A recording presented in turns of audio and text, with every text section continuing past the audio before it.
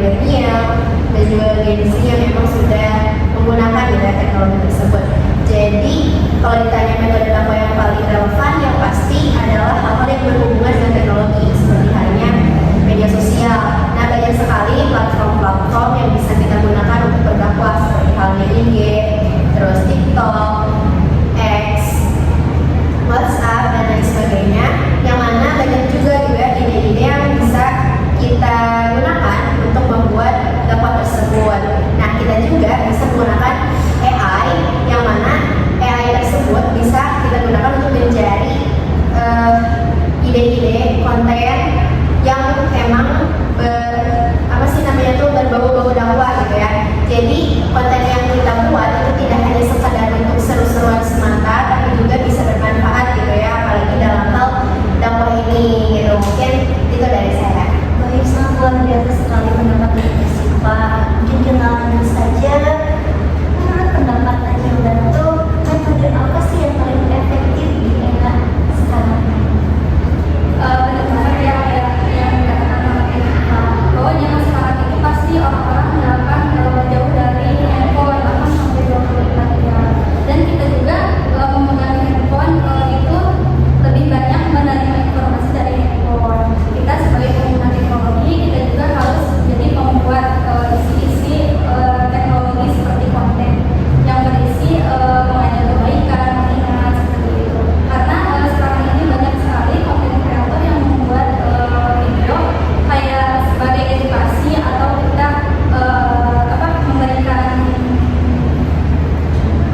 memberikan contoh, lalu kita memberikan yang dibutuhkan oleh orang lain. Hal itu konten tersebut itu bisa dijadikan inspirasi bagi orang lain. Jadi kita termotivasi mungkin ya Teh. Mungkin kita bisa melihat kayak daily mini vlog kayak gitu ya Teh ya. Atau mungkin dari konten dakwah yang memang sangat bertujuan yang baik ya Teh ya. Oke, kita lanjut saja kepada narasumber